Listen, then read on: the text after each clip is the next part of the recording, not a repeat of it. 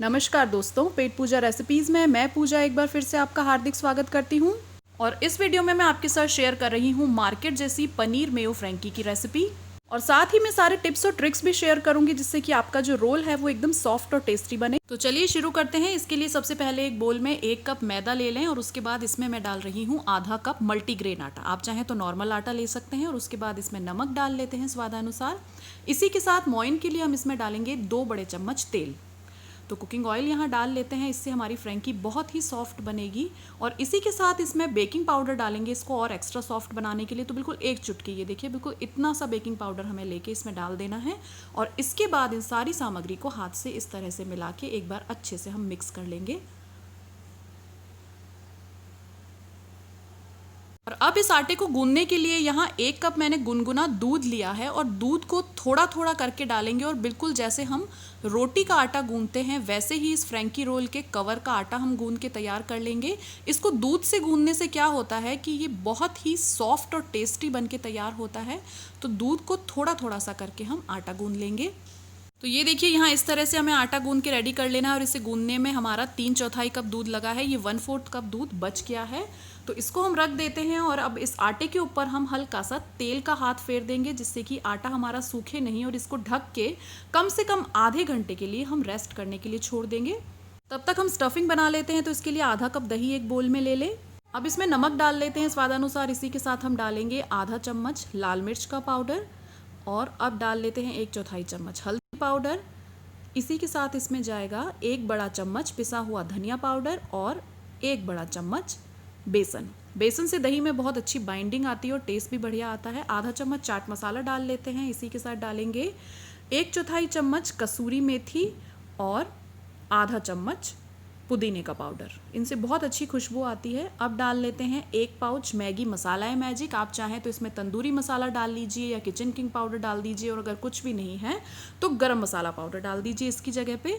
अब डालेंगे 1 चम्मच अदरक और लहसुन का पेस्ट। और ये मैरिनेशन की सारी सामग्री को इस तरह से मिला के हमें एक गाढ़ा सा पेस्ट इसका बना लेना है। तो इस तरह से अच्छे से सारे मसालों को हम दही में और बेसन में मिक्स कर लेंगे। और ये देखिए इस तरह का गाढ़ा पेस्ट हमें बना के तैयार करना है। इसमें कहीं भी कोई लम्स नहीं रहने चाहिए, ये कंसिस्टेंसी इसकी रहनी चाहिए। तो ये हमारा रेडी है।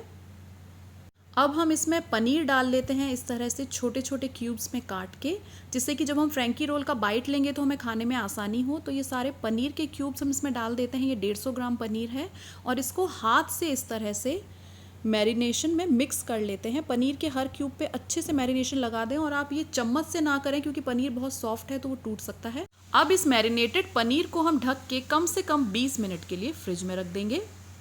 इस स्टफिंग को पकाने के लिए सबसे पहले एक कढ़ाई में हम आधा चम्मच सॉल्टेड बटर डाल देते हैं और इसको एक बार अच्छे से मेल्ट होने देते हैं।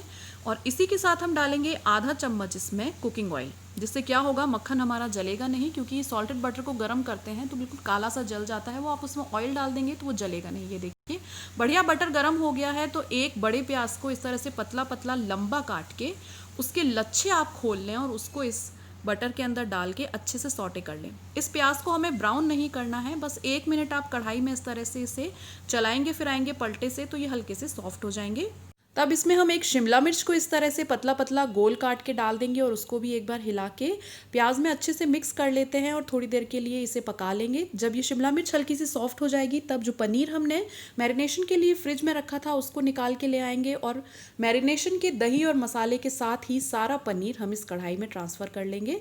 उसके बाद पलटे की सहायता से बहुत हल्के हाथ से पनीर को हम हिला के प्याज और शिमला मिर्च में मिक्स कर देंगे। और गैस की आंच इस समय हम बिल्कुल धीरे रखेंगे और धीमी आंच पे इस तरह से लगातार चलाते हुए मैरिनेशन के रिड्यूस होने तक हमें इस पनीर को अच्छे से पका लेना है। और अब धीमी आंच पे 2 से 3 मिनट पकाने के बाद ये देखिए मैरिनेशन का पानी काफ़ी रिड्यूस हो गया है। तो बिल्कुल हल्के हाथ से बीच बीच में इस तरह से इसे नीचे से उलटते पलटते रहें, नहीं तो मैरिनेशन नीचे लग जाएगा। और इसे इस तरह पकने दें। और 2 मिनट और पकाने के बाद ये देखिए मैरिनेशन का पानी पूरी तरह से सूख गया है। पनीर गर्म होके बहुत ही सॉफ्ट हो गया है। तो अब हम इसमें चम्मच नहीं लगाएंगे, इस तरह से टॉस करते हुए इसे ऊपर नीचे करके बस 1 मिनट और पका लेंगे। और अब देखिए ये पनीर हमारा बहुत अच्छा भुन के ब्राउन हो गया है। मैरिनेशन का सारा पानी सूख गया है और बहुत बढ़िया स्टफिंग बन के तैयार हो गई है। तो अब गैस को बंद कर लेते हैं। और चलते हैं आटे की तरफ, जिसको हमने आधे घंटे के लिए ढक के रख दिया था। तो आटा हमारा बढ़िया सेट हो गया है। तो एक बार फिर से उसको उंगलियों से इस तरह से मल्हारते हुए सॉफ्ट कर लेते हैं और थोड़ा सा बड़ा पेड़ा हम इसके लिए तोड़ के तैयार करेंगे और उसकी इस तरह से लोई बना लेंगे। अब चकले पे थोड़ा सा सूखा आटा डस्ट करेंगे और लोई को भी सूखे आटे से अच्छे से डस्ट करके उंगलियों से इस तरह से दबा के बेलन की सहायता से हमें इसका पतला रोल का रैप बना के तैयार करना है। तो एक बड़ी सी रोटी हम इसके लिए बनाएंगे। तो लगातार इस तरह से बेल के हम चकले के साइज़ के आकार की बड़ी रोटी बनाएंगे, जिससे कि स्टफिंग इसमें अच्छे से भर के तैयार हो सके। और इसी तरह से ये देखिए, मैंने यहाँ एक पतली सी बड़ी रोटी बेल के तैयार कर ली है। इसकी थिकनेस आप देखिए, काफ़ी पतली बेली है मैंने इसको, तभी रोल को रैप करके खाने में मज़ा आएगा। तो चलिए अब हम रोटी को सेक लेते हैं। इसके लिए तवे को गैस पे अच्छे से गर्म करें और इस तरह से स्लाइड करके रोटी को उस पर डाल दें। इसे पकाने में हमें सिर्फ एक बात का ध्यान रखना है कि गैस की आँच को बिल्कुल तेज़ रखना है और फुल फ्लेम पर इस रोटी को सेकना है, क्योंकि अगर हम आँच धीरे कर देंगे तो रोटी हमारी हार्ड हो जाएगी और रोल को रैप करते समय उसमें क्रैक आ जाएंगे।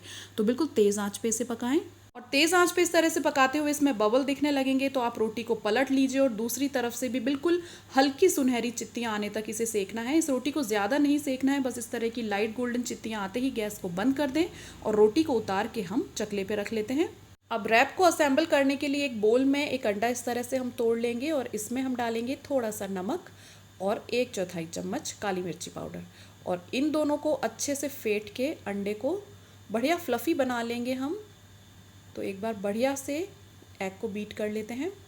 अब उसी सेम तवे पे थोड़ा सा तेल डाल के ये फेंटा हुआ अंडे का घोल हम इस पे डाल देंगे। गैस इस समय हम बिल्कुल धीरे रखेंगे, जिससे कि ये एकदम से तवे पे डालते ही ना पक जाए और धीमी आंच पे इस तरह से इसको फैलाते हुए हमें एक गोल आकार दे देना है। तो इस तरह से चम्मच की सहायता से आप इसको स्प्रेड करके रफली एक गोल आकार दे दीजिए और उसके बाद जो रोटी हमने बेल के तैयार की थी वो जल्दी से इसके ऊपर रख दें, क्योंकि ऊपर अभी अंडा हमारा गीला है तो रोटी इसके ऊपर चिपक जाएगी और धीमी आंच पे इसे पकने दें अच्छे से। और जब रोटी हमारी इस तरह से तवे पे स्लाइड करने लगे तो आमलेट हमारा नीचे से अंदर से अच्छा सा पक गया है। तो अब हम पलटे की सहायता से इसे पलट के देख लेते हैं। ये देखिए, बहुत बढ़िया रोटी रोल का रैप बन के रेडी है।